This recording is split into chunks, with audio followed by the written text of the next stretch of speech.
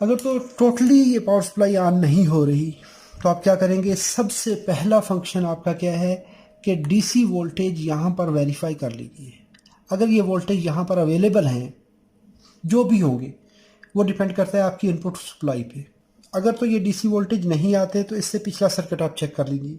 अस्सलाम वालेकुम वरहमतुल्लाहि वबरकातुहू। दोस्तों, हसीब इलेक्ट्रॉनिक्स में आपको खुश आमदीद। If you want to watch my videos in English language you can go to Haseeb electronics channel, that is for English language.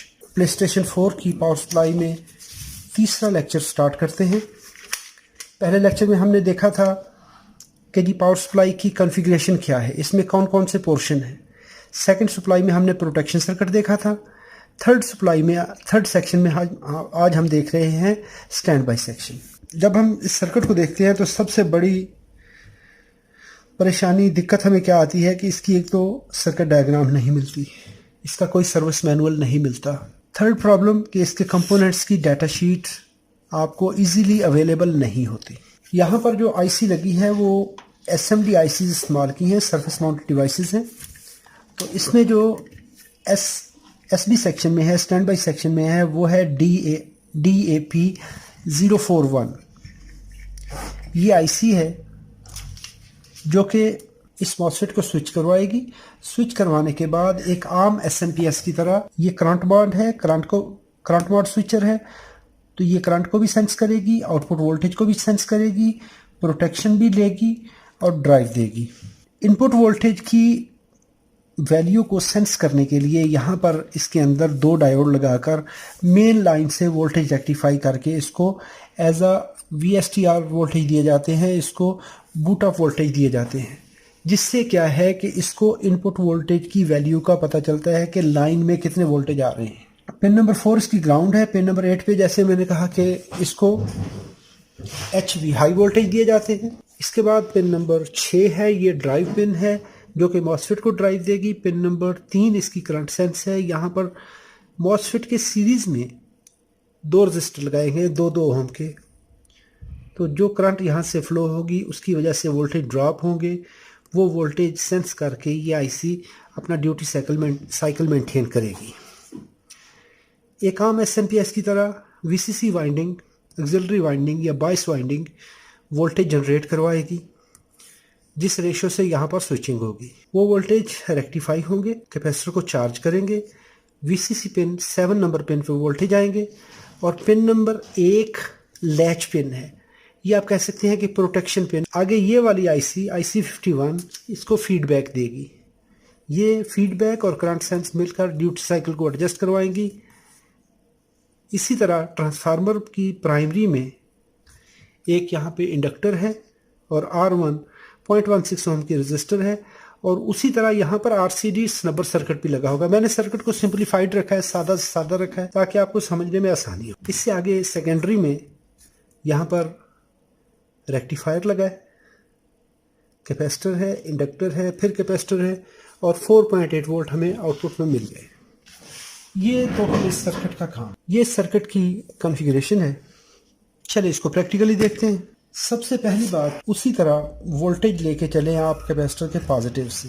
ये है कैपेसिटर का पॉजिटिव टर्मिनल। यहाँ से जंपर लगकर वोल्टेज इस जगह पे आ जाते हैं। ये जंपर है, ये पॉजिटिव टर्मिनल है, यहाँ से वोल्टेज ये आ रहे हैं। यहाँ से लेके यहाँ तक इस पॉइंट पर ये हमारा रजिस्टर है। इसका फंक्शन एक फ्यूज़ की तरह ही है। जैसे किसी सर्किट में फ्यूज़ काम करता है, ये आप समझ लें कि इस पूरी पावर सप्लाई के अंदर ये फ्यूज़ रजिस्टर का काम करता है। अगर कहीं पे कोई भी दिक्कत आएगी, फर्स्ट ऑफ ऑल ये रजिस्टर बर्न होता है। जब ये बर्न होगा तो हमारी पूरी पावर सप्लाई डेड हो जाएगी, क्योंकि जब stand by section he on नहीं होगा तो बाकी इसके आगे काम कोई नहीं होगा। तो सबसे बड़ी बीमारी की जड़ एक ये भी रजिस्टर होती है इस पावर सप्लाई में। यहाँ से वोल्टेज आए, इसके आगे इस पॉइंट से लेके इस पॉइंट तक ये एक जंपर है, फेरेट कोर चढ़ी हुई है, एक वायर का पीस है, FB15 इसके ऊपर लिखा हुआ है। इससे वोल्टेज चढ़ेंगे और सीधे हमारे इस ट्रांसफार्मर की इस प्राइमरी पे आ जाएंगे, एक एंड पे। अभी इस ट्रांसफार्मर के आम ट्रांसफार्मर की तरह 4 पॉइंट हैं, लेकिन वो 4 पॉइंट एक लाइन में नहीं है, आगे पीछे लगे हुए। ये 2 पॉइंट प्राइमरी के हैं और ये 2 पॉइंट एक्सिलरी के हैं। इस पे ये पॉजिटिव वोल्टेज आए, ये एंड हमारा लगा हुआ है, ये लगा हुआ है मॉसफेट के साथ, मॉसफेट के ड्रेन के साथ। मॉसफेट का ड्रेन उसी तरह डायोड, रेजिस्टर और कैपेसिटर, ये आरसीडी सर्किट लगा हुआ है। रेजिस्टर, कैपेसिटर, डायोड, इसकी ओवर वोल्टेज स्ट्रेस को बचाने के लिए यहाँ पर ये लगे हुए हैं। ये एंड देखेंगे तो इसके साथ ये 2 रेजिस्टर लगे हुए हैं, 1 और 2। ये 2 रेजिस्टर अगर आप देखेंगे तो यहाँ से लेके ये जंपर चल रहा है और ये जंपर इस पॉइंट से इस तरह जंपर हो रहा है। जंपर कहाँ पे लगा हुआ है? ये वाला है। ये जंपर यहाँ से आके ये कैपेसिटर के नेगेटिव टर्मिनल पे लगा हुआ है। तो हम कह सकते हैं कि ये नेगेटिव टर्मिनल इस मॉसफेट पे आ गया, मॉसफेट से आउट होगा तो इस ट्रांसफार्मर पे चला जाएगा। ट्रांसफार्मर का दूसरा एंड पॉजिटिव है। तो जैसे जैसे इसके गेट पे सिग्नल आएगा, अभी सिग्नल कैसे आएगा? यहाँ से ये गेट ड्राइव कंपोनेंट है, रेजिस्टर, कैपेसिटर, डायोड लगकर ये इसकी पिन नंबर 6 पे लगे हुए हैं। इस मॉसफेट को ड्राइव किया जाएगा। अभी यहाँ पर देखिए, ये एंड ये डायरेक्टली कनेक्टेड है। ये वीसीसी वाइंडिंग है, ये अंदर वाली, बाहर वाली प्राइमरी है, अंदर वाली वीसीसी है। तो ये एंड ग्राउंड हो गया। अभी इस एंड को ले ले, यहाँ पर एक फ्यूज रजिस्टर है FB1। इससे आगे चले तो ये डायोड है। इस डायोड से आगे देखें, ये एक फिल्टर कैपेसिटर है और इस पॉइंट से लेके इस पॉइंट तक एक जंपर लगा हुआ है, ये वाला। इस जंपर के साथ देखें तो इस जगह पे एक कैपेसिटर लगा हुआ है। ये कैपेसिटर है यहाँ पर लगा हुआ है, ये वाला, ये कैपेसिटर। इस कैपेसिटर से वोल्टेज चलेंगे, ये वोल्टेज यहाँ से चले, इस जगह पर लगी हुई है एक रजिस्टर, ये वाली, ये 616 ओम वाली। तो इसके दूसरे एंड से ये वोल्टेज हमारे इस जगह पे आ गए। एक एंड, ये एंड डायोड पे इस रजिस्टर पे लगा हुआ है और इस रजिस्टर से वोल्टेज चले सीधे आ गए पिन नंबर 7 पे। तो जो वोल्टेज यहाँ से बनेंगे एक्सिलरी वाइंडिंग में से, यहाँ से कैपेसिटर पर, कैपेसिटर से इस रजिस्टर से गुजर कर, अच्छा पिन नंबर 3 जो है ये है करंट सेंस, ये आ जाती है इस जगह पर। यहाँ से ये 685 ओम की रजिस्टर है, इसके सीरीज में, इन डायोड्स के सीरीज में ये वाली, ये पिन यहाँ पे आई, इसके साथ ये रजिस्टर है, ये रजिस्टर इस डायोड के साथ, और ये डायोड इन रजिस्टर से, SMD रजिस्टर से वोल्टेज उठाएगा जो कि इस मॉसफेट के सीरीज में, ये देखिए ग्राउंड आ रहा है यहाँ से। तो इस पॉइंट पे जितने वोल्टेज इसमें से गुजरेंगे, इस पॉइंट में से, इस पॉइंट से ये वोल्टेज उठाएगा, इस रजिस्टर में से गुजारेगा, पिन नंबर 3 पे दे देगा। तो जो ड्रॉप वोल्टेज होंगे, ये क्या होगा कि इस मॉसफेट में से गुजरने वाली करंट को मेजर करके इस IC को बता देगा जी करंट कितनी गुजर रही है। आगे आ जाती है पिन नंबर 2 जो कि हमारी है फीडबैक पिन। वो है इस ऑप्टो कपलर पे जो IC 531 लगी हुई है, इसकी इस पिन पे आ जाती है। आगे आ जाती है हमारी lock pin, latch pin. Latch pin यहाँ से चलेगी, यहाँ पर R69 लगी है, इस पे देख लें इस जगह पर, और ये लगी हुई है पहले ऑप्टो कपलर पे जो IC 52 है। तो ये पहला प्रोटेक्शन का ऑप्टो कपलर है, सेकंड है इसका फीडबैक का। ये सर्किट हमने देख लिया। यहाँ पर जो 2 डायोड लगे हुए हैं, ये वाले 1 और 2, ये फुल वेव रेक्टिफायर है। यहाँ से ये दोनों डायोड इस डायोड पे आ जा, इस रजिस्टर पे आ जाते हैं SMD। इस SMD का दूसरा रजिस्टर, SMD रजिस्टर का दूसरा एंड दूसरे SMD के साथ, ये 2.7K 2.7K टोटल 5.4K के रजिस्टर हैं। यहाँ से चलेंगे, इस IC की पिन नंबर 8 पे आ जाएंगे। लाइन और न्यूट्रल इस जगह से चले, इन 2 डायोड पे पहुंचे। एक कहानी है ब्रिज वाली। ब्रिज ने अपना काम अलहदा से करना है, वोल्टेज बनाने हैं, PFC सर्किट को देने हैं, वो अपने वोल्टेज मेंटेन करेगा, कैपेसिटर को चार्ज करवाएगा, वो एक सेपरेट रास्ता है।